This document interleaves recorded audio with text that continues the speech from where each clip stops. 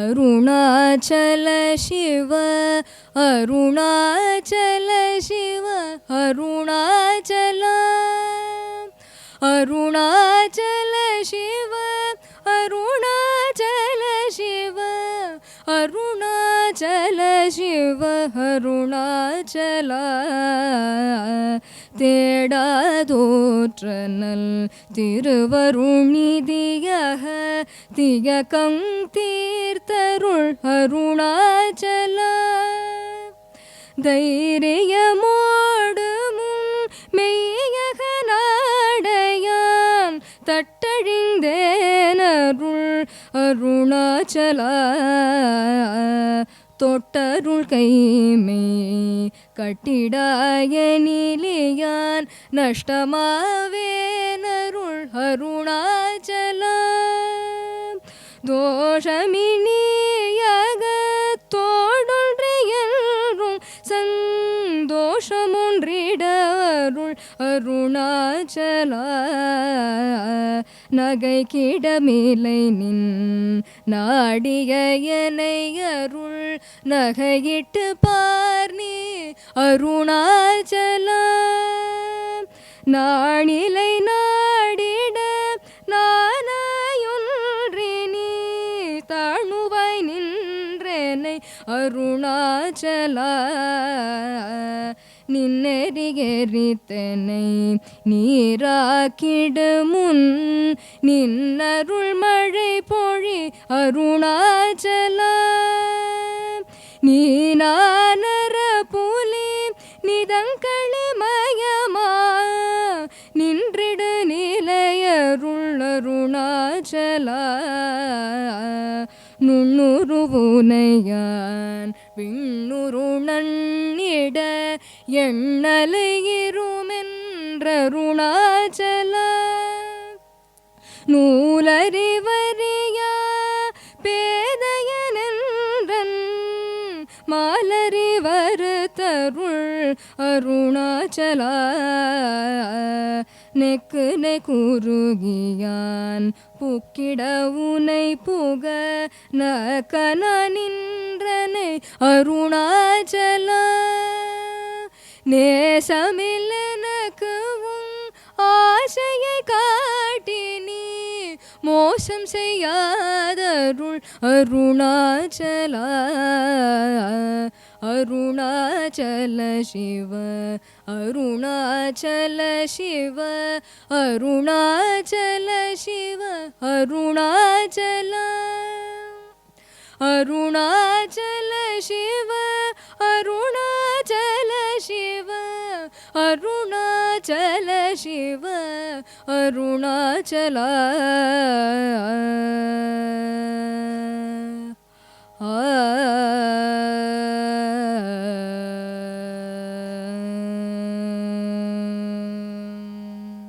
நமः பரமர்ஷிப்யோ நமः பரமர்ஷிப்யः ஹரி ஓம் அந்தராயதிமிரோபசாந்தயே சாந்தபாவனமச்சந்திய வைபவம் தன்னரம் வபுஷி குஞ்சரம் முகே மன்மஹே கிமபி துந்திலம் மஹः குருர் பிரம்மா குருர் விஷ்ணு குருர் தேவோ மகேஸ்வரः குரு சாக்ஷாத் பரம் பிரம்ம தஸ்மை ஸ்ரீ குரவே நமः ஈஸ்வரோ குருராத்மேதி மூர்த்திபேத விபாகினே व्योमवद् व्याप्तदेहाय दक्षिणामूर्तये नमः यस्यान्तन्नादिमध्यं न हि करचरणं नाम गोत्रं न सूत्रं नो जातिर्नैव वर्णा न भवति पुरुषो नानपुंसं न च स्त्रीं नाकारं नो विकारं न हि जनिमरणं नास्ति पुण्यं न पापं तत्त्वं नो तत्त्वमेकं सहजसमरसं सद्गुरुं तं नमामि सदाशिवसमारम्भां शङ्कराचार्यमध्यमाम् अस्मदाचार्यपर्यन्तां वन्दे गुरुपरम्पराम् मौनव्याख्या प्रकटितपरब्रह्मतत्त्वं युवानं वर्षिष्ठान्तेव सदृशिगणैरावृतं ब्रह्मनिष्ठैः आचार्येन्द्रं करकलितचिन्मुद्रमानन्दरूपं स्वात्मा रामं मुदितवदनं दक्षिणामूर्तिमीडे वेदान्तार्थविभासकाय यतये शान्ताय सन्न्यासिने नानावादिनगेन्द्रसङ्घपवये योगीन्द्रवन्द्याय च मोहध्वान्तदिवाकराय भगवत्पादाभिधां बिभ्रते तस्मै भाष्यकृते नमोऽस्तु सततं पूर्णाय बोधात्मने अपारसच्चित्सुखवारिराशेः यस्योर्मिमात्रं भुवनं समस्तं गुहाहितं तं रमणं गभीरं चिन्ताविहीनं हृदि चिन्तयामि। देहं मृण्मयवज्जडात्मकमहं बुद्धिर्न तस्यास्त्यतो नाहं तत्तदभावसुप्तिसमये सिद्धात्मसद्भावतः कोऽहं भावयुतः कुतो वरधिया दृष्ट्वात्मनिष्ठात्मनाम् सोऽहं स्फूर्तितया अरुणाचलशिवः पूर्णो विभाति स्वयं करुणापूर्णसुधाब्धे कबलितघनविश्वरूप किरणावल्या अरुणाचलपरमात्मन् अरुणो भवचित्तकञ्जसुविकासाय त्वयि अरुणाचल सर्वं भूत्वा स्थित्वा प्रलीनमेतच्चित्रम् हृद्यामित्यात्मतया नृत्यसि भोः ते वदन्ति हृदयं नाम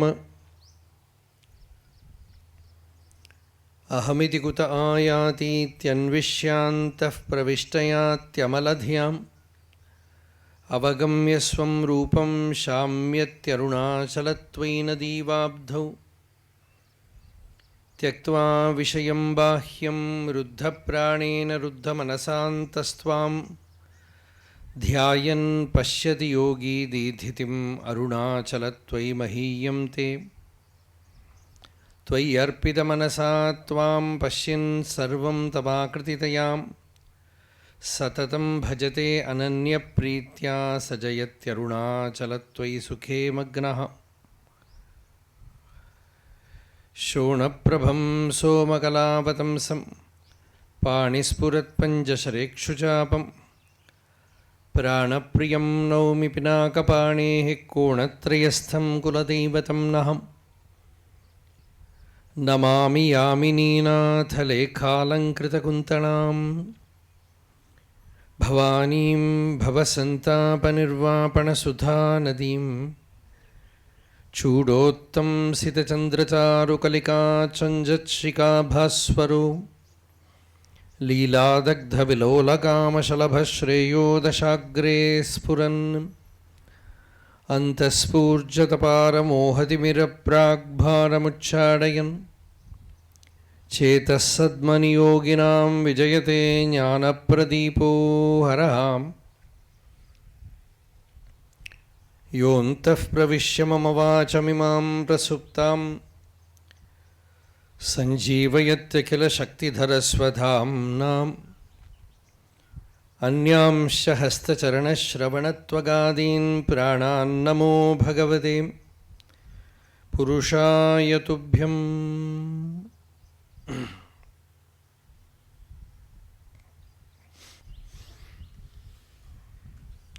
நொந்திடாதுந்தனை தந்தனை கொண்டிலை அந்தகன்னியனக் கருணாச்சல அருணாச்சல சிவ அருணாச்சல சிவ அருணாச்சல சிவ அருணாச்சலாம் அருணாச்சல சிவ அருணாச்சல சிவ அருணாச்சல சிவ அருணாச்சலாம் நுந்திடாதுந்தனை தந்தனை கொண்டிலை அந்தகன்னீயன கருணாச்சலாம் நோக்கியே கருதி மெய்தாக்கியே பக்குவம் ஆக்கினி ஆண்டருள் Arunachala. Arunachala Shiva Arunachala Shiva Arunachala Shiva Arunachala. Arunachala Shiva Arunachala Shiva Arunachala Shiva Arunachala.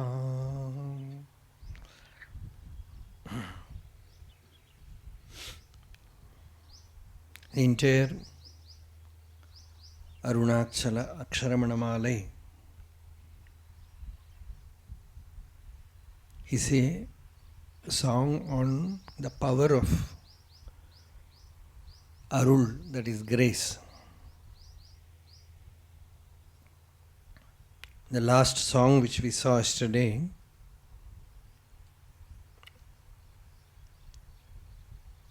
Bhagavan said, effortlessly, Arunachala, you gave me that state.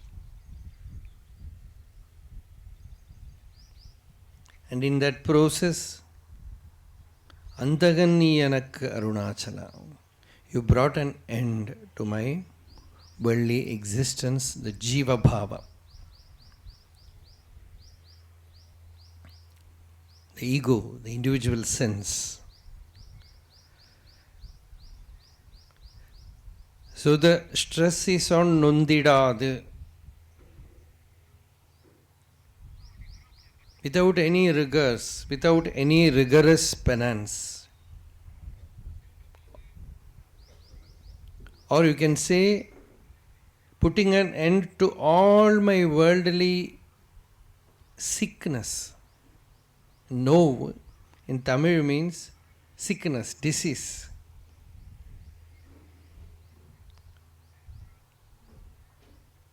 And imbalance is a disease.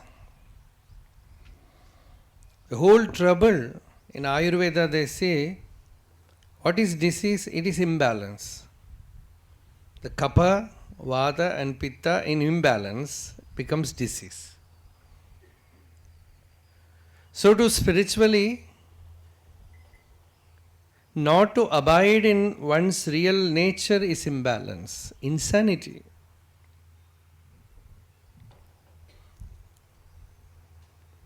And from that comes all trouble, all suffering. You identify with the physical body, and there is no way that you can avoid suffering.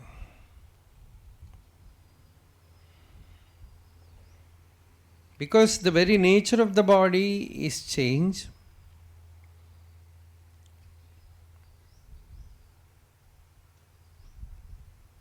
Infanthood, childhood, youth, old age, disease, and at last, death.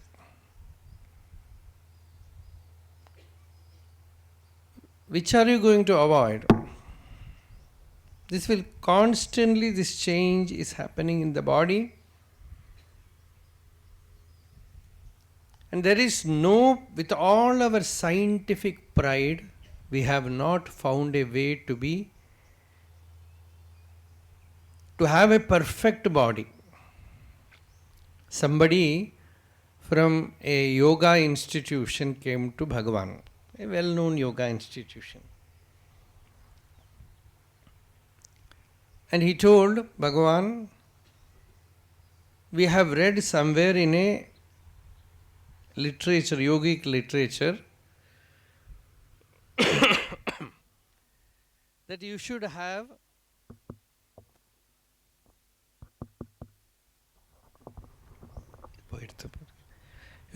a physical body which will be completely free of disease.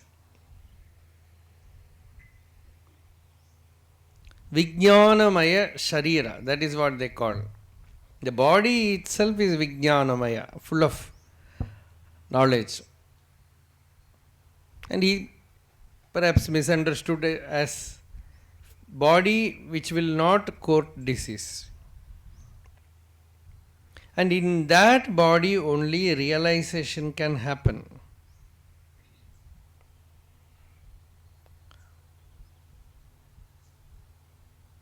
Bhagavan listened to this and he said, he just remarked,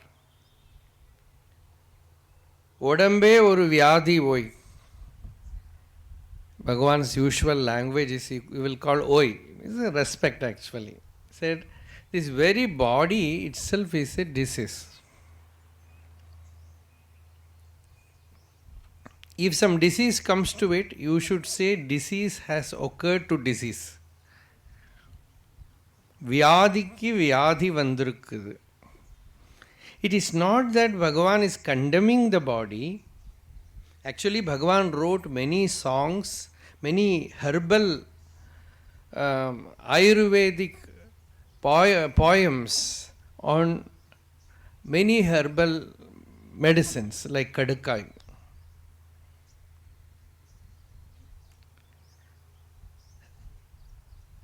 And he maintained his physical health also by walk and everything he did. But this over stress on the body, paying attention too much on the body, is certainly harmful to a spiritual aspirant.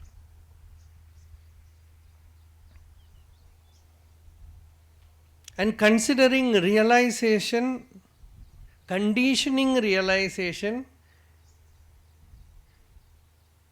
by the bodily state, that it has something to do with the bodily state, is a misnomer. So always Bhagavan's answer will be only from that state. Some people will ask whether a householder, a family man can realize. Bhagavan said whether he is a family man or a sannyasi, it is all about body.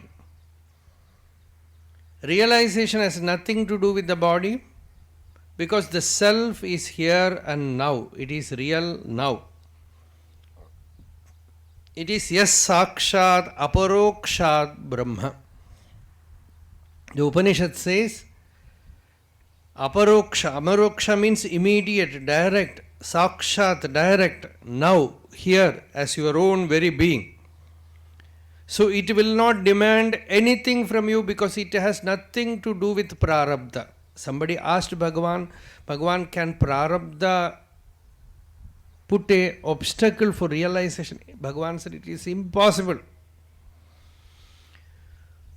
Prarabdha can stand in between you and your worldly life, but it cannot do anything to pull you back from realizing yourself, because realization of the self is a foregone thing. It is your very nature.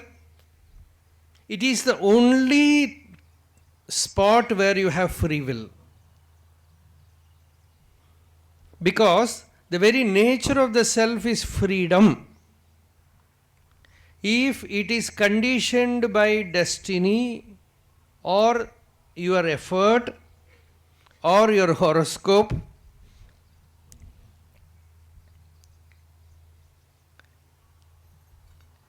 it is not realization.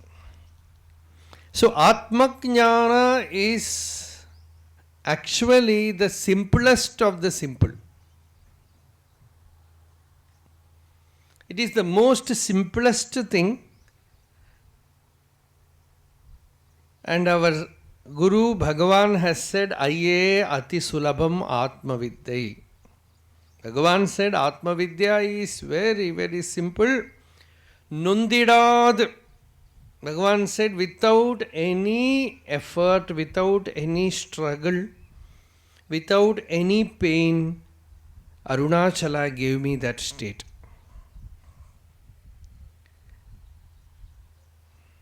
But you see Bhagavan's life, no money, not even much clothes, staying in caves, begging for food. So you will ask all this outward poverty, outward Sannyasa dharma is there. So why all this?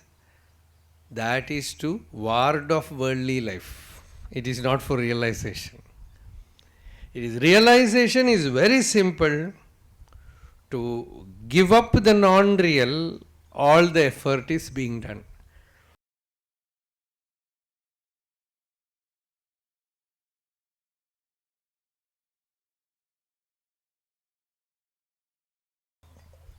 That's why in Ramana ashram, when you go to ashram Veda Parayana, after the morning Veda Parayana, the Upanishad Parayana, last everyone will stand up. You see what they chant? Na karmana na prajaya dhanena tyage naike amritatvam anashuhu parena nakam nihitam guhayam vibhraja detad yatayo vishanti vedanta vijnana sunischitarthaha sannyasa yogad yataya shuddha sattvaha te brahmalokeshu parantakale paramritaha parimuchanti sarve. When a sannyasi comes, he is received with this mantra, and ashram also every day for Bhagavan this is chanted, and then everyone stands up and does namaskara. So that Dandavat namaskara. So there the last verse is Vedanta Vijnana Sunischitartha. Vedanta Vijnana Sunischitartha means absolute clarity. That's all. That absolute clarity that you get from the Upanishadic knowledge. That is what Bhagavan gives. And there is Sunischitartha. No doubt, no movement. It is so stable that is the cause for that inner steadiness. Along with that, Sannyasa Yoga. Sannyasa is not this outer sannyasa, it is sannyasa yoga. That giving up the non-self. Ulagai vittu tannai orndu ondru irandru thaan atru naan atra annilai ellarkum oppam. Ulladhu 40. So this knowledge of the self accompanied by giving up of the non-self. Not giving importance to the other. So that, see, you get this Vedanta Jnana, it is so precious. You have to learn to worship it, to revere it. How will you revere it? How will you worship it? By giving all your time and energy to it. Or at least maximum. Slowly you practice this sannyasa yoga. Is giving up unnecessary pursuits. Needed things are, you need food, you need a place to live, you need clothes. These are all needed for everyone. One devotee was worshipping Shiva and Shiva appeared. And Shiva asked him, what boon you want? The devotee said, I don't want anything. But Shiva was so adamant, he said, you should ask. Not one boon, but 4 boons I will give you. Then he said, oh, this is a trouble now. Because he is a totally desireless devotee. So he said, the first boon is, every day I should get little bit of kanji, what they call porridge, without salt. I don't want even salt, only that much. And whenever my loin cloth is torn, I should get a cloth without asking. And if I go and lie down somewhere, people should not drive me out. 3 boons. I have no 4th boon. Yet you are compelling me to ask, so I will ask the 4th boon. The 4th boon is, if I ask something again, tell me, I will not give you.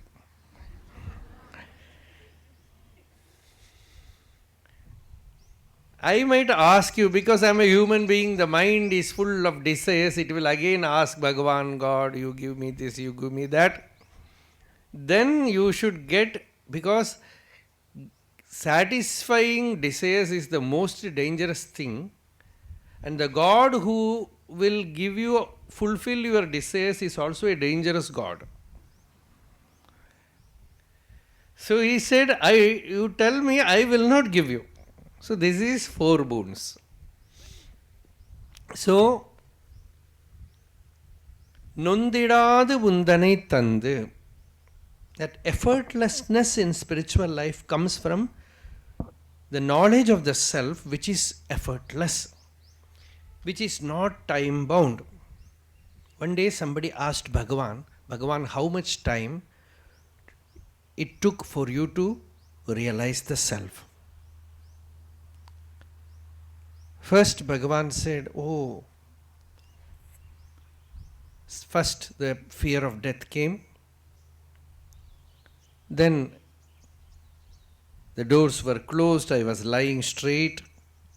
I imitated death, telling myself that the body is now stiff, it will be taken to cremation. No, such process happened. Then the question arose whether I am dead, the body is dead, am I dead? Then I found something deep within me, which is immortal. All this process, perhaps it took 20 minutes or something like that, he said. After that, then Bhagavan said, no, it might have taken about few minutes, 5 minutes or 2 minutes. Then suddenly Bhagavan looked at him and asked, where is time?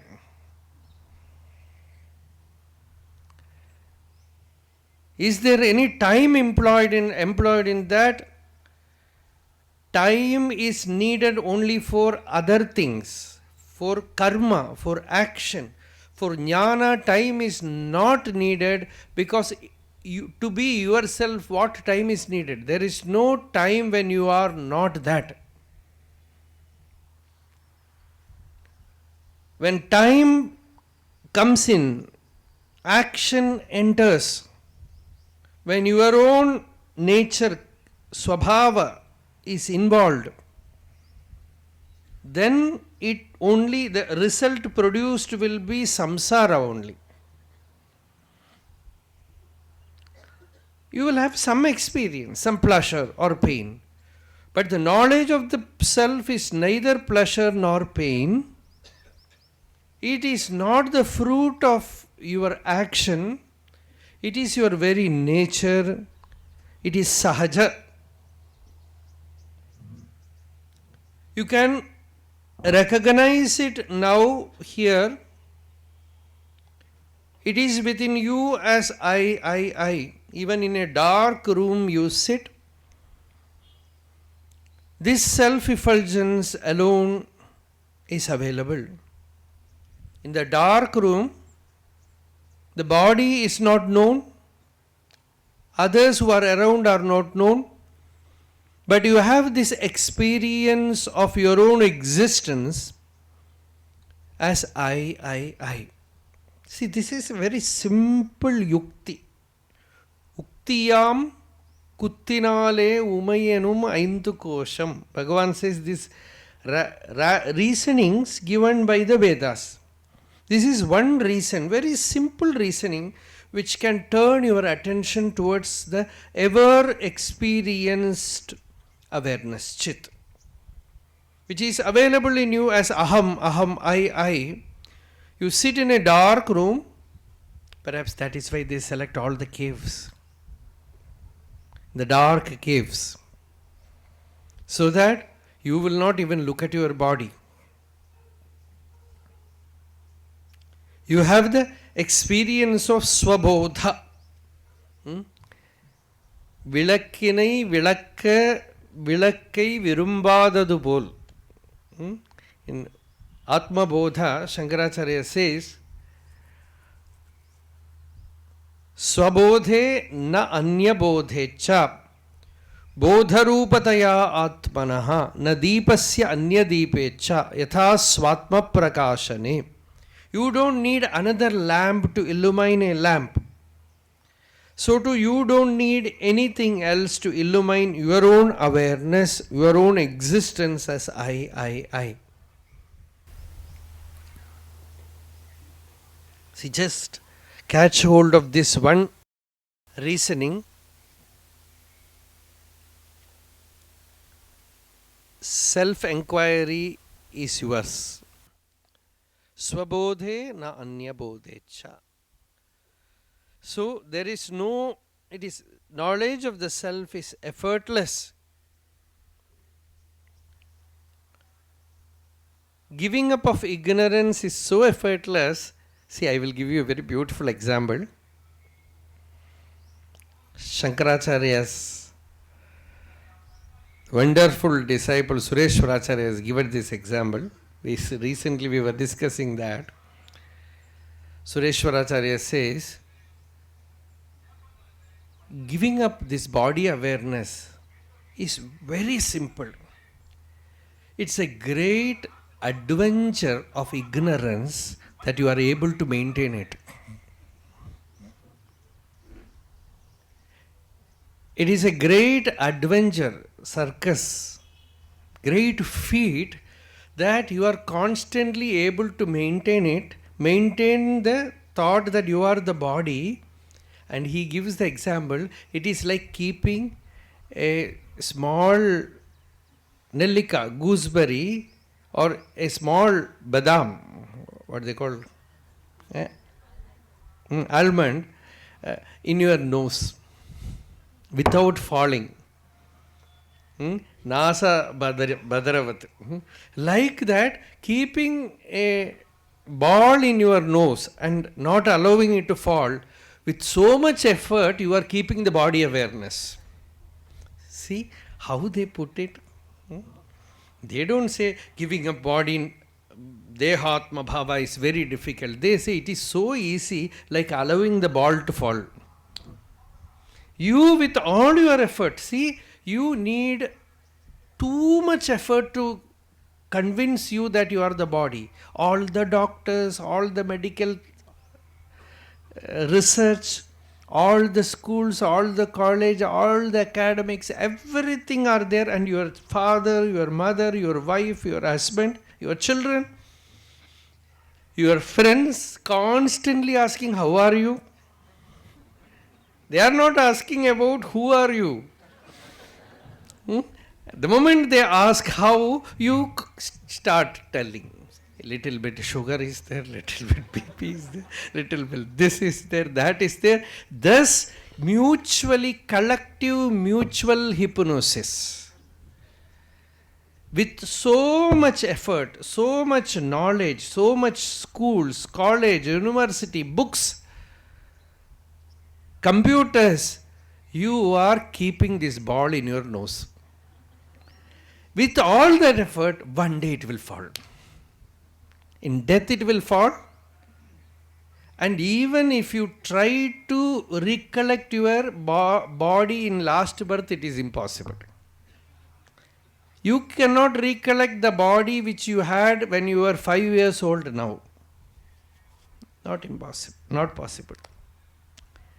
In sleep also, every day, with so much ease, it just removes the body, mind, everything. The body which you have kept with so much effort falls in deep sleep.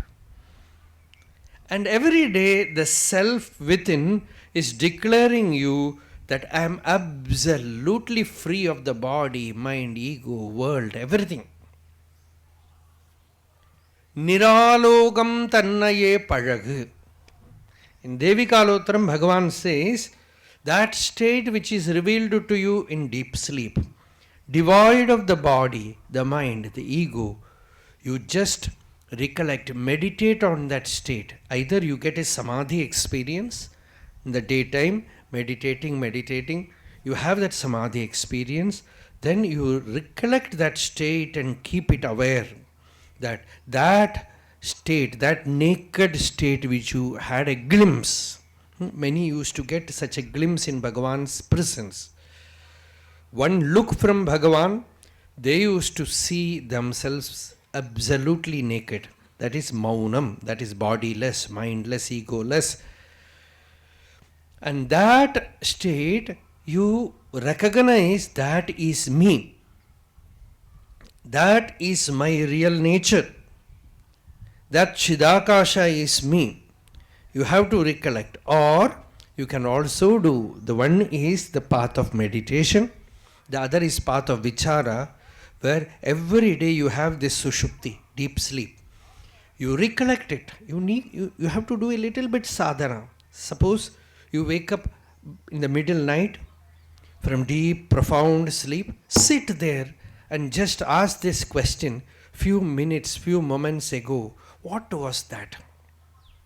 What was that? Again and again, you try to, it will not give you darshan so easily.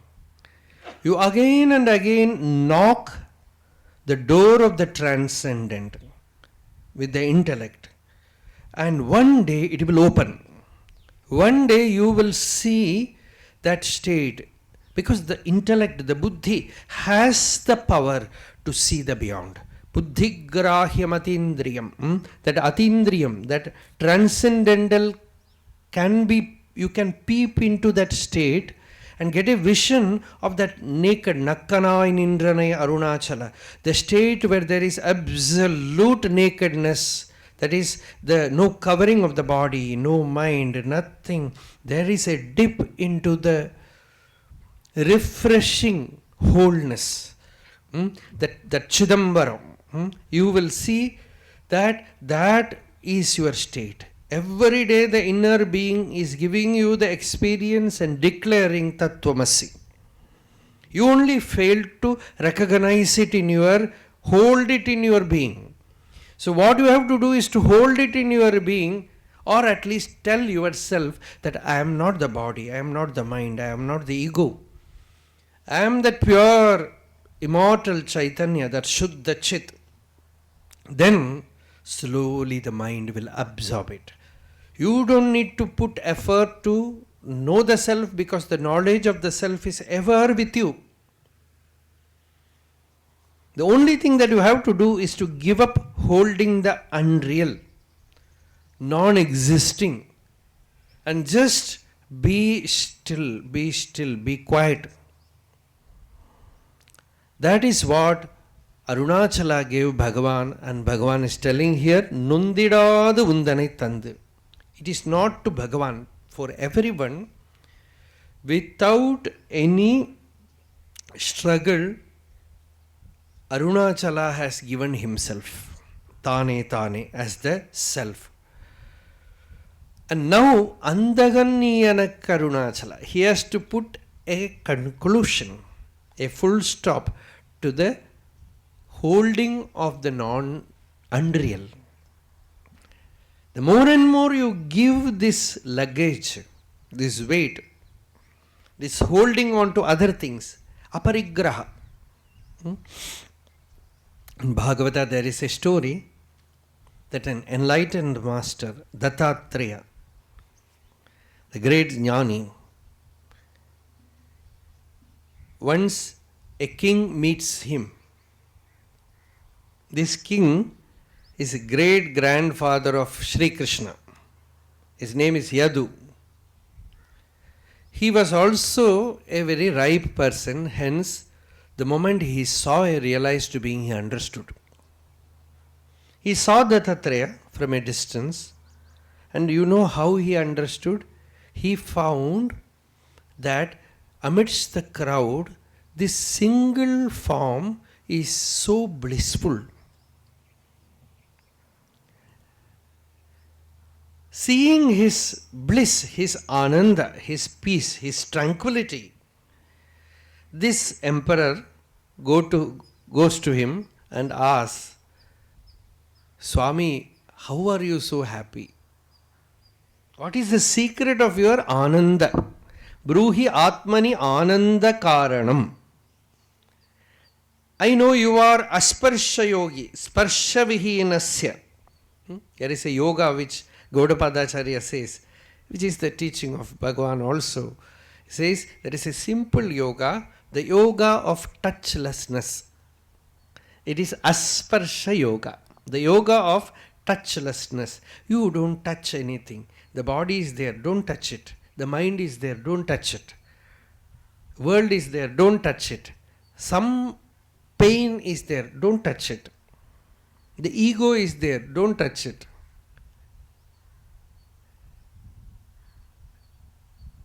Some wound has happened. If you touch it, it will become infected. Don't touch it. Like that, the whole world, as Bhagavan said, is a wound. Don't touch it. Oh, without touching anything. See, this is a fast way to realization. Bhagavan never said give up the world, renounce anything, because he never accepted that anything is there with you to renounce. He simply said, know yourself, that is enough. And the world is chaos. Why bother about it? The wind is there. You should not catch hold of the wind. It is there, it is going. Like that, many things are there. You don't touch them. Just know that you are the Purna.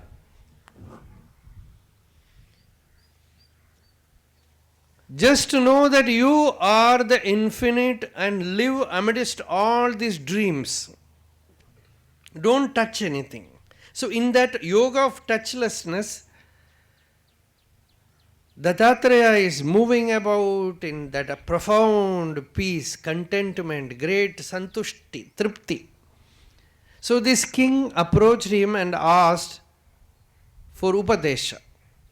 And that great sage said, I learnt from many I learnt, not about the self, but about giving up the non-self. Because the knowledge of the self is already there. It is our very nature, it is our Shanti, it is our Swarupa. But to give up the other, you have to gain from here, there, everywhere. So one day I saw so many crows were crowding around a eagle. Wherever the eagle goes, the crows will attack the eagle, collectively attack the eagle. The eagle goes and sits in a coconut tree, the crows will crowd around it. If it goes and sits in a mango tree, the crows will go there. So wherever it goes, they will chase the eagle. And suddenly I found that the eagle was putting down something. It was carrying a piece of meat. It just left it and it fell down. Along with that, the crows also just swam down. Now no trouble for the eagle, it just flew away. This is a simple thing which you and I can see around. But for the sage, when he saw that it was a satori, what they call in Zen, something exploded. He said, how easy. Easy, sir. How simple.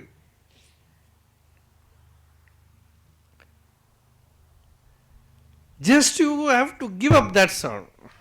Why do you hold to non-existing things and superimpose the trouble of the world on you and unnecessarily suffer?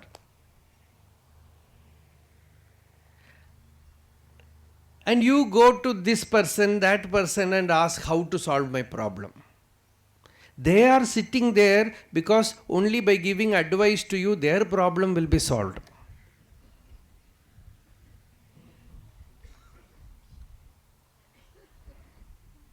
You think some expert is there in the world who can solve your problem. Shankaracharya says they go to this astrologer, that astrologer and ask for some solution for problem, and he gives some mantra, he gives some parihara and all that they do. But when the Upanishad tells you, you are the solution for all problems, they fail to recognize it. This is a very sad state. Adhyashtamiti navamiti chaturdashiti jyotishkavache upavasanti bhaktya. By hearing the words of a Jyotisha, they do upavasa, everything. Shrudestvaho tatvamasiti vakyam na vishvasanti adbhutameta. That Shruti Mata, a very compassionate mother. Shankaracharya gives so much, as Bhagavan gives importance to Arunachala. Shankaracharya's Ishta Devata, you will see, he has written verses on all the Devatas. But his Ishta Devata is Shruti Mata, Divine Mother Shruti. That is the Upanishad, that Brahma Vidya Swarupini. It is not any lady, it is that knowledge. So there he says that Shruti Mata, who is more compassionate than hundreds of mothers, she is telling you Tattvamasi. You are the self, you are Brahman. Why don't you listen to it? You don't need anything from outside to solve your problem. No problem exists to solve. But if you superimpose problem on yourself, then it is impossible to solve also. Because it is not you. It is an independent thing. It is impossible for me to control another thing. It is all nature. It is like wind. It is like fire. You need not even control the mind. It is not you. If you know this, sparsha vihina, the mind is not me. Why identify with it? Oh, so many thoughts. It is not your thought. See, suppose this, if you put on a television, so many serials happen. You can see many serials in the television. Suppose you are able to visualize all the serials in the air, in the ether. What will be your state? And you take them all seriously. Like that only this mind is bringing things. If you download them, trouble is for you. Don't touch them. It doesn't belong to you. It has nothing to do with you. You are Purna as you are now here. This is absolute Vedanta. And Bhagavan says, whenever you look at Arunachala, Arunachala is reminding you that. Effortlessly know this and stay there. The only magnificence that has to happen is in your daringness to give up the non-self. The unreal, which you don't own, just to keep quiet like a rock. Shilavat sthitaha. Shankaracharya says, those who know the truth, they tushnim shilavat sthitaha. There is no non-self. It's a very profound shloka which I very much love of Shankaracharya. He says, I don't like people talking about self and non-self. Actually, non-self does not exist. Atmanatma vivechanapi mamano vidvatkrita rochate anatma nasti yadasti gochara vapuhu kova vivektum chami mithyavada vichara chintanamaho kurvanti adrishtatmakaha. Those who have not seen the truth, they speak out of delusion many things. Bhrantayeva, they are deluded. Naparagaha, they have not crossed to the other side. Dridadhiyaha, those who are firmly established in that. Tushnim shilavat sthitaha. Tushni means still, silent. They are just established like Arunachala in themselves. Meru rivasthitaha, says Yoga Vasishta, like Meru, the Mount Meru. So that kind of firmness is necessary in knowledge of the self. Till you reach that kind of strength in knowledge, you have to continue to listen, contemplate, meditate. Listen, contemplate, meditate. Listen, contemplate, meditate. The knowledge is same. Somebody asked Bhagavan, Bhagavan, is there any secret or have you revealed everything in the books? Bhagavan said, everything is revealed in the books. Then why it is not happening? Because the potency is not enough. The knowledge, the medicine that you take is of very low to potency, and the pathyam is not there. What the Ayurveda calls the prerequisite is not there. If you have all that, then that medicine is bound to work. It must work. The knowledge is same. Every day we are listening to the same thing. Every year, any amount of day you continue, the knowledge is same. Because Tattvamasi, nothing else to say. In Ulladinarpad, Bhagavan says, after listening to Tattvamasi, self-enquiry itself is also not permitted. He says, if you continue to do self-enquiry after that, it shows that you are an atheist. You don't believe in your Guru. அது நீ என்று அம்மறைகள் ஆர்த்திடவும் தேர்ந்திராது. When the Upanishad tells you Tattvamasi, without just recognizing that and abiding, Uran inmayinal. You don't have the strength. You don't have that conviction. You don't have that balam. Madhupananai idupahar. Bhagavan said, you are just like a drunkard, drunk deep from the wine of ignorance. So just to be established in that, nundidad, without any effort, if you bring in effort, you are bringing in ignorance.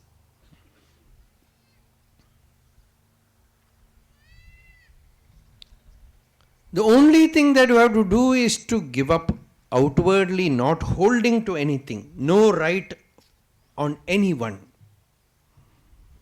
That is what you see, we learn in Bhagavan's life. He never, even something happens in front of him, he will just look at them. This is a great lesson that he taught, how to abide in the self. Things will be happening around.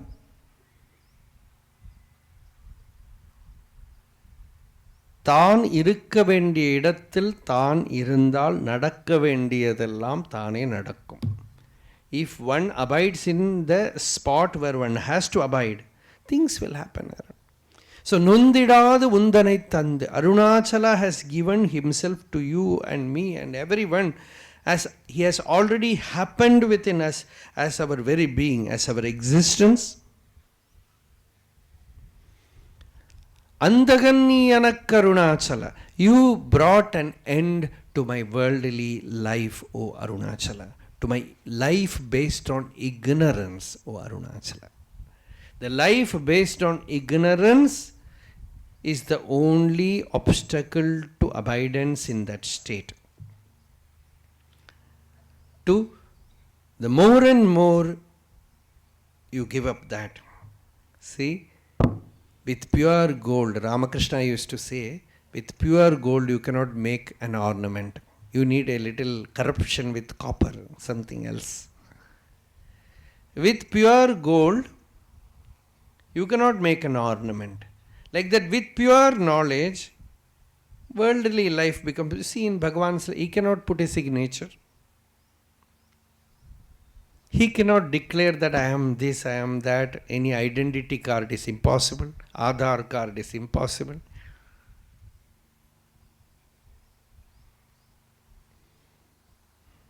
And he cannot show any speciality to anyone because the knowledge is so pure. You see what the impact of that knowledge is, and then come to tomorrow's satsang. Whether we can hold on to it, or at least just more and more and more live in that state where you don't want anything other than God. God means this knowledge. God is not somewhere out sitting outside. He is your inner being, is the jnana. So, and Arul Arunachala. So next song is very beautiful.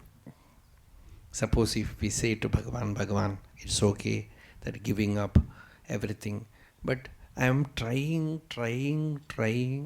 I am not able to stop this trying. At last, Bhagavan says, I found the sadhana ye vedane.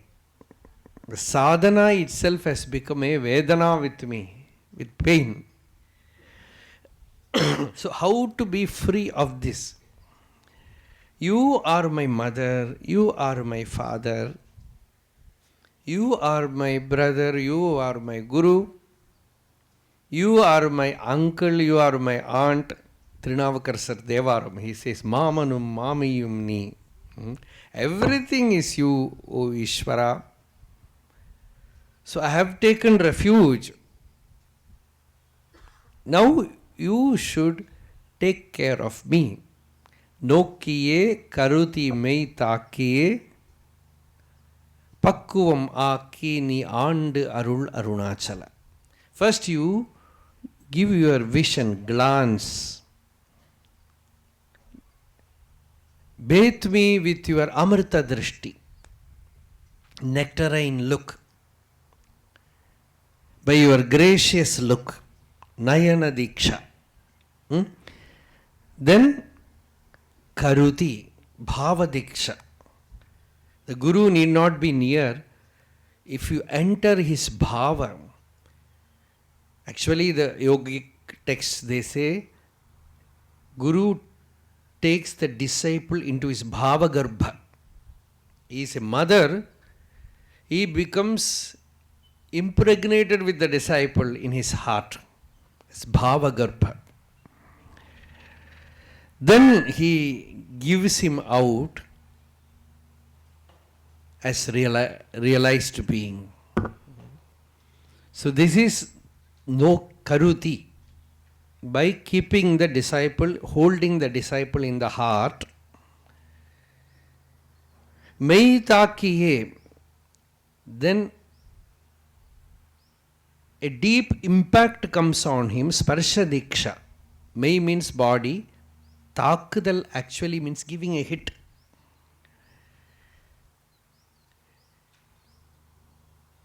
It means a hit. That means that physically you are made free. Or physical diksha. Pakkuvam aki. By all these three, the disciple becomes mature. First, a glance, the gaze. Muruganar, today she sang, Kannottam Adamo. Kannokkam Adamo. That Kannokkam Adamo is very beautiful. Usually it happens between two people who, both of them, their heart is one. And then the eyes start observing. There is a dance of joy in it. This happened with Bhagavan. Is it Bhagavan when he looks and the disciple's heart leaps with delight, with joy. Muruganar experienced it very often. In alone with Bhagavan in the forest, when Bhagavan looked at him, he says, he just finished me off. Agattamarai malarmeeturai Arunachala Ramanan Nahaittan Uravilittan Arashagattan Enaduirai. He just looked at me, full focus, and just finished me off. And thus he made me sing Sannidhi Murai. He says he made me sing Sannidhi Murai. So that look of the Guru, that look of Bhagavan, pouring nectar through the eyes, is Nokkiye. Many songs he has sung about Bhagavan's that cool shower of Nayana Diksha, glance. Many had experienced it. Just generally, Bhagavan will not look at anyone. That is not that everywhere he looks. He will not look at anyone. He will have a vacant, impersonal vision. The eyes will look like vastness itself, infinite. But sometimes it is the fortune, ripeness of the disciple or the devotee that suddenly the look falls on him, swallows him. That is the nokudal. Bhagavan says he learned this from Arunachala. We don't know how. Because Arunachala, Bhagavan is praying, you look at me. Arunachala has eyes. Have you seen that? Kandam Kariyamalai, Kanmoondru Udayamalai. That our Goya Namah Shivaya sings, this Malai has Kanmoondru. It has 3 eyes, not 1, 2 eyes. It is 3-eyed hill. Kandam Kariyamalai, Kanmoondru Udayamalai. So, Bhagavan says Arunachala gave him this mystic knack of looking, that glance, that Naina Diksha, Chakshur Diksha.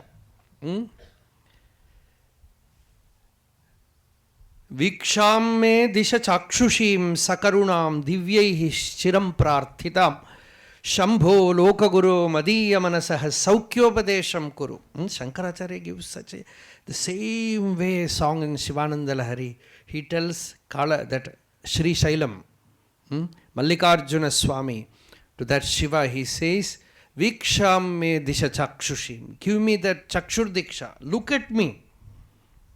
Viksham me disha chakshushim sakarunam, which pours forth karuna, compassion through your eyes. Divyaihi chiram prarthitam, prayed by even the gods, requested by even the gods. Shambho, O Shiva, your very nature is of sukham, has happiness, has peace. Loka Guru, the great teacher of the world. Saukhyopadesham Kuru. Give me that upadesha by which I will have saukhyam. Saukhya Madhya Manasaha Saukhyopadesham Kuru. Give me such a Saukhyopadesham so that my mind will attain that well-beingness. It will know how to stay well, how to stay peacefully, how to stay in absolute peace, calmness. Give me that Upadesha, O Ishvara. So, Nokihe, pour forth your compassionate look on me, O Arunachala, Karuti. I will create so much trouble to you so that you will be forced to think about me day and night. Suppose a son creates trouble, the father will be constantly thinking about the son. It's called Kurma Diksha. Like a tortoise, it will be, the poetical imagination is that it will constantly think about its own egg, and the egg will hatch by its very thinking. Like that, the Guru thinks about the disciple, and by that power, the disciples hatches the egg of his spiritual egg hatches. It explodes. Actually, this process is not humanly planned. It is not possible to go to a guru and make him think. It is not possible to go to a guru and make him look at you. When the disciple is ordained, the master is ready, the whole divine romance happens there. That look, that contemplation, till the disciple opens up, all the lotus blossoms in the heart of the disciple. Everything happens by the power of the inner being. The inner being does it in such a way that the process happens. It is not possible. Otherwise, the Guru will give realization to everyone. It is not happening. So the answer is, it is because of the ripeness of the disciple. We can say the maturity of the disciple. The master is ready. He is shining forth like the sun. The light you have to take. Like that, Karutihi, the disciple, the master's mind is not a mind, but yet it thinks about the disciple. In Mahabharata, Arjuna takes a vow that tomorrow evening I will fight in such a way that Jayadratha will be killed. And that is going to be an impossibility, because Arjuna also said, I will jump into fire if I am not able to do it. So Duryodhana felt this is a good thing. We can make Arjuna jump in fire and die tomorrow. So Jayadratha otherwise would have run away. Because Arjuna took this second vow, Duryodhana saw to it that the Jayadratha will not escape. He made him stay inside a pit. And miles and miles of army was there to be crossed to go to him. And great, mighty fighters are there on the way. And Arjuna, unthinking, without thinking, has taken this pratiknya. And that night, the great Sthita Prajna, Krishna, could not sleep. You just think Krishna was worried. Sleepless night. Then they had a divine vision. Both of them have the same dream. Mysticism. This is pure mysticism. Physically they were lying there. Arjuna had a dream and Krishna also had the same dream, that both of them went to Kailas. And there they saw Shiva. And from Shiva, Krishna made Arjuna take this Pashupatastra and come down. So this vision this all was there to boost his confidence. I am telling this story because sometimes the disciples' utter foolishness makes the master think about the disciple too much. One day, two of Ramakrishna's disciples, Baburam, his name is Baburam, Premananda later on, and another person, perhaps Sharadananda, I don't remember that. Both of them went to Ramakrishna one evening. And when they went, where are you coming from? Calcutta, he asked. They named some place. Then he asked, do you know Naren? Naren is Narendranath, later on Swami Vivekananda. Do you know Naren? You know, he is a marvelous boy. I love him so much, you know. He is not nowadays coming to see me. Will you go and see him and tell him that Thakur is waiting for him? They said, yes, master, we will tell. This is about 6 o'clock in the evening. After that, they had some satsang, everything. Then again, after 2 hours, again Ramakrishna came and said, you know, you will go and tell Naren that Thakur is waiting for him. And every half an hour he will come and he will say, I am thinking about Narendra. I am thinking about Narendra. And in night they were wondering, what kind of Paramahamsa is this?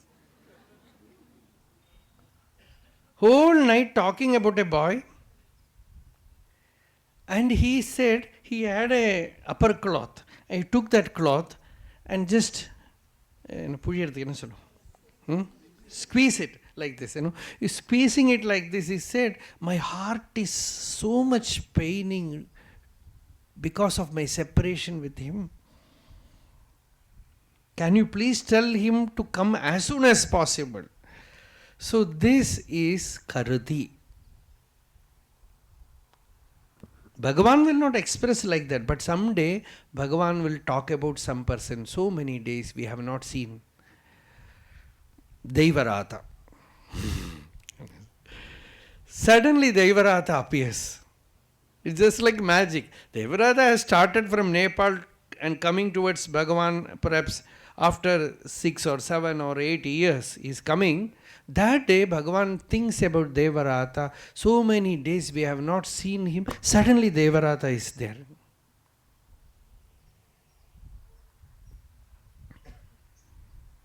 So this is Karuti, thinking.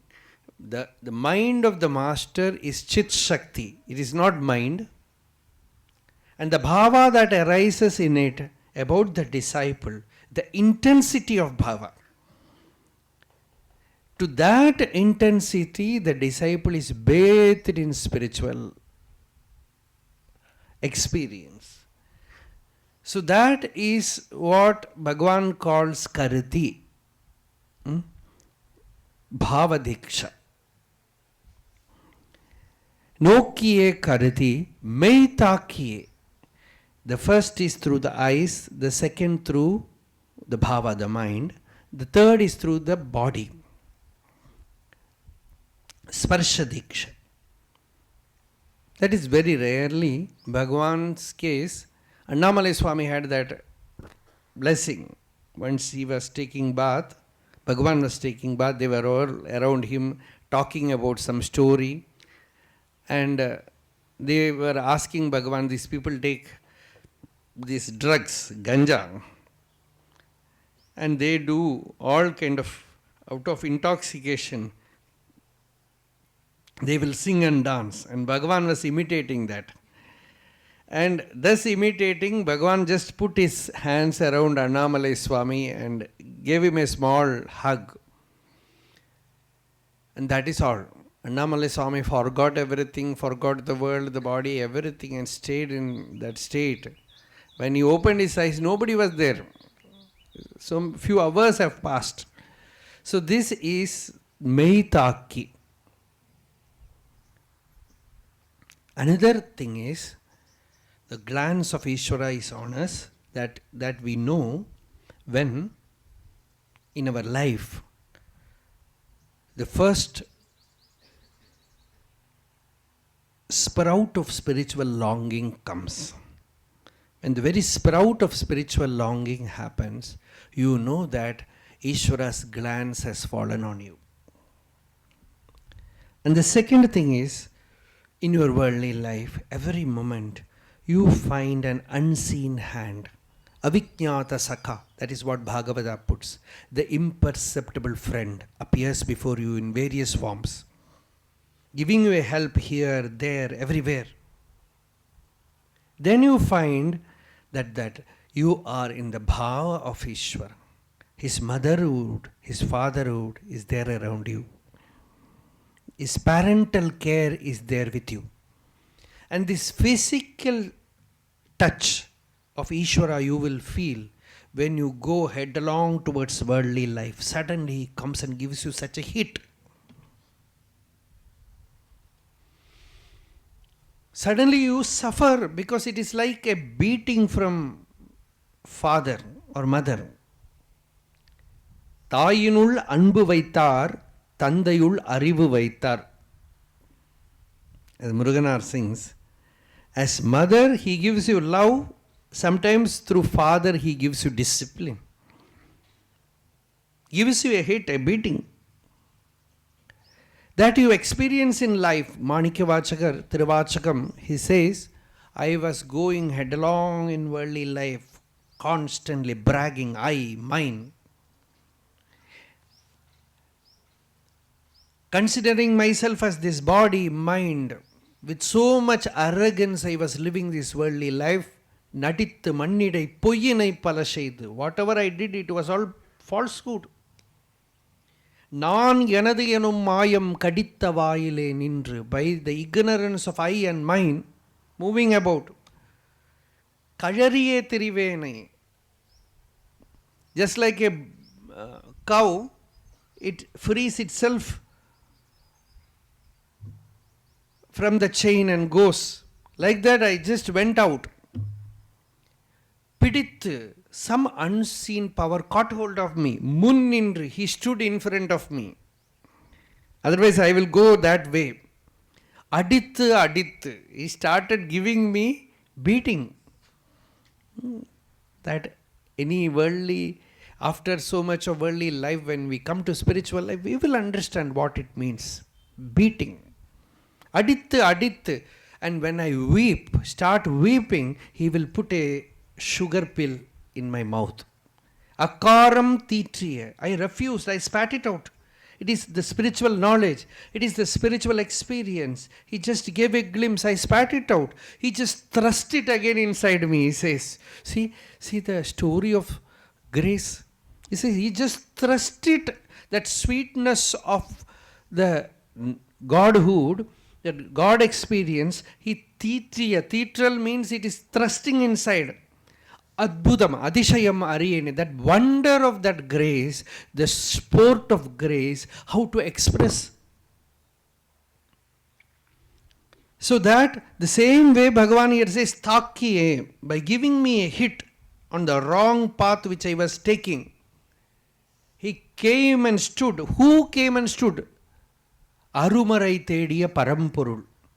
He says, all the Vedas are seeking him. He came into my life seeking me, chasing me, caught hold of me, and gave me this state.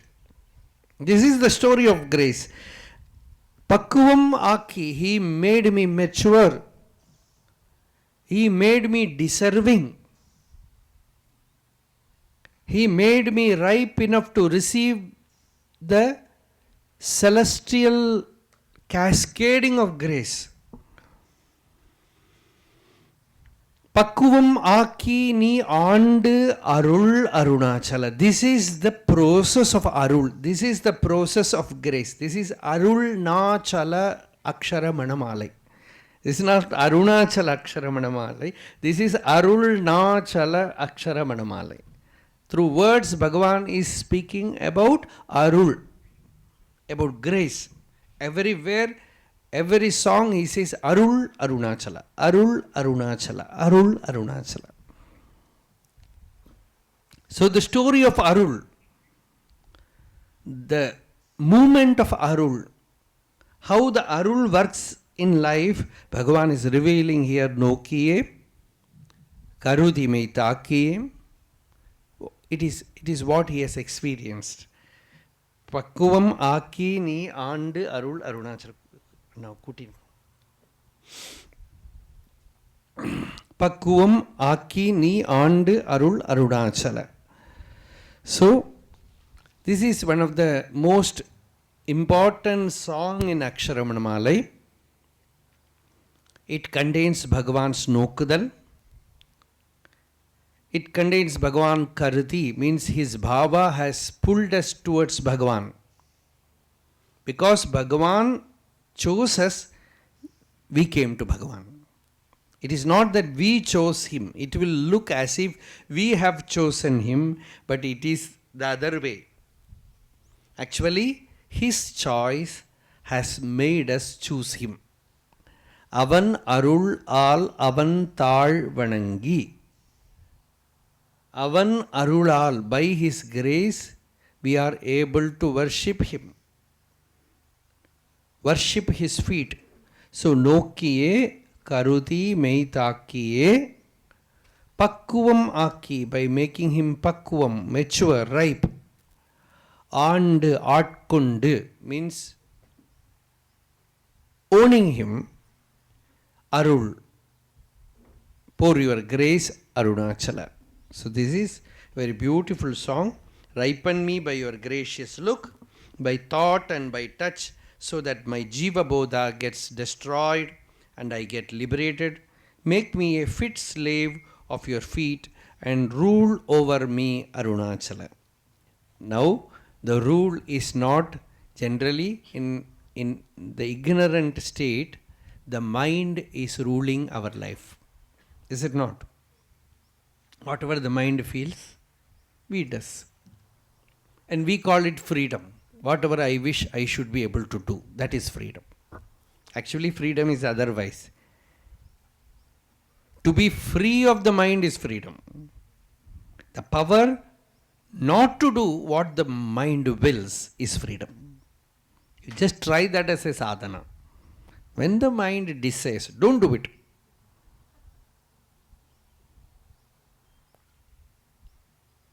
Mind will desire, don't do it. This is freedom. But we think when the mind desires, do it. ultimately it will make you jump from a mountain. Somewhere. So that is not the way.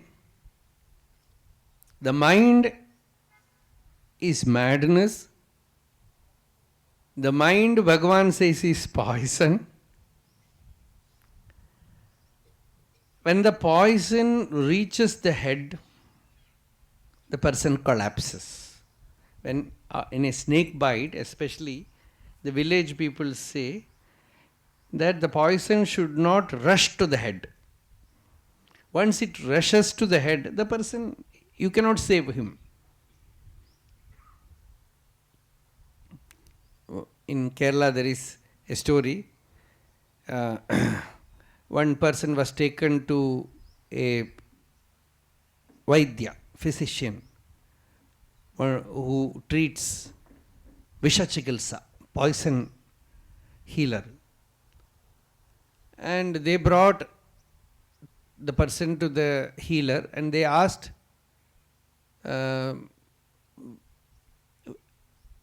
can we save him before the poison reaches the head? The Vaidya said, you need not bother about it because the snake has bitten in the head. Now there is no question of going up. Like that, the ignorance has already taken its root in the head. That is the problem. Patri mal vidam talai utru irumun arul patrida arul puri Arunachala. Vidam means visham. The visham, the deadly venom of Maya, serpent, ignorance, avidya, talayutru irumun, reaching the head and you collapse, you die. Before that, arul patrida, holding to your grace, arul puri, give me grace, Arunachala. Before the ignorance affects my head, my brain, my intellect. See, the ignorance hides in the senses, in the mind, in the intellect. Bhagavad Gita says these three are the places where it hides. Indriyani manobuddhihi asyadhishtanam uchyate. Etair vimohayatyesha jnanam avritya dehinam. Tasmatvam indriyanyadau niyamya bharadarshava. Papmanam prajahihyenam jnana vijnana nashanam. So indriyani, the senses at the first state where it enters. Then it reaches the mind. Starts telling you story. If you believe that story, it will reach the head. So, the intellect.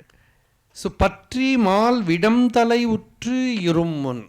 Before this visham, this poison of ignorance reaches the head, pour forth your grace, Arunachala. That grace, that satsang, that listening, contemplation, meditation on this knowledge of the self is to remove the poison from the intellect. To wash the intellect clean. To make the buddhi sparkle clean. Because the buddhi has so much of wool gathering of ignorance in it. To remove that, you need this constant mopping, cleansing by listening. Shravanadigalal desuru jnanam. By Shravana, desuru jnanam is the jnana shines forth, becomes lustrous, luminous. Again and again you listen. The knowledge is same, but you just brush it, polish it, polish it, polish it, and it starts shining forth. Shravanadibhiruddhipta jnanagni paritapita. Jiva sarvamalan muktaha swarnavadyotate swayam. Atmabodha. Jiva shines forth like gold. Shankaracharya says, by constant listening, Uddhipta jnanam, the jnana just becomes a flame, and sarvamala, all the dirt is cleansed, and it shines forth, it becomes so effulgent like gold. So this is, in the next song, Bhagavan says, O Arunachala, you are a great healer. He is wearing all the snakes in his head, neck, body, everywhere, Shiva. Sureshwaracharya says, the Vedanta, the usual example is, you see a rope and you misapprehend it as snake. And when you bring in light and see, you see that there is no snake, only a rope is there. Like that, you consider that Jiva Bodha is there, the world is there, the body is there. But when the right knowledge comes, you know that only the self is real. Sureshwaracharya adds, it is not that simply you see the rope, you have to take it and wear in your neck. This is what Shiva did. Like that, when you see that the world is unreal, the body is unreal, then you should be daring enough to live the life in such a way that you are not diplomatic with it. There is no snake, but still we should not go near it like that. You just wear it in your neck and don't be afraid of it in any form. That is the power of Atma Jnana. So this is Atma Jnana, the power of Atma Jnana. When the poison is completely removed, then you can have that kind of courage in you. Patrimal Vidandale. Then you no more fear. Bhagavan never said, you fear in the world, stay in the cave. No. He said, there were kings who were jnanis. There were great workers in the world. Even Vishnu, Shiva, Brahma, they are all jnanis. Some Brahma creates, Vishnu sustains, and Shiva destroys. He is also a jnani. So the jnana has nothing to do with this prarabdha. Somebody's prarabdha is to be a sannyasi, he is a sannyasi. Somebody's prarabdha is to work in the world, he can work in the world. Somebody is like Janaka, a king, he can be a king, a monarch. Like Krishna, he can be like that. So there is the sign of jnana is that in no way he gives reality to this snake. That kind of power has to come through self-knowledge, and that is what here Bhagavan says, remove the poison completely from the head, O Arunachala. Patrimal vidan talayuttirum mun. Before the poison reaches the head, before you are smothered by ignorance, before you are completely enslaved, put down by the power of ignorance, be compassionate, be compassionate, be compassionate to yourself, not to others.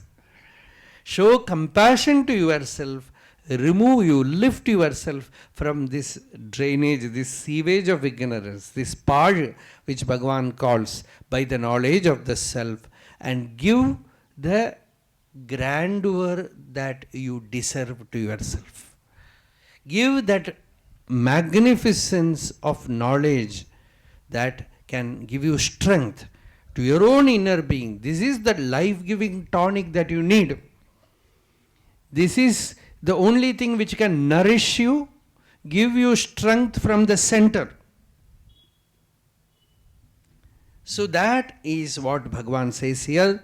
Patrimal vidam talai utri irumun arul patrida arul puri Arunachala. No more you become a slave to anyone, anywhere. Na kanchana namitumichati brahmavit. Shankaracharya says the brahmavit, the knower of Brahman, no more becomes a slave to anyone. That kind of strength is there in the knowledge of the self. So we will see that song tomorrow. Arunachala Shiva, Arunachala Shiva, Arunachala Shiva, Arunachala, Arunachala Shiva, Arunachala Shiva, Arunachala Shiva Arunachala. Yato mama atma bhavasi tvameva tato na vachyam mama kinchidasti yathatavishtam kuru mam tathaiva tvam atmanatham ramanam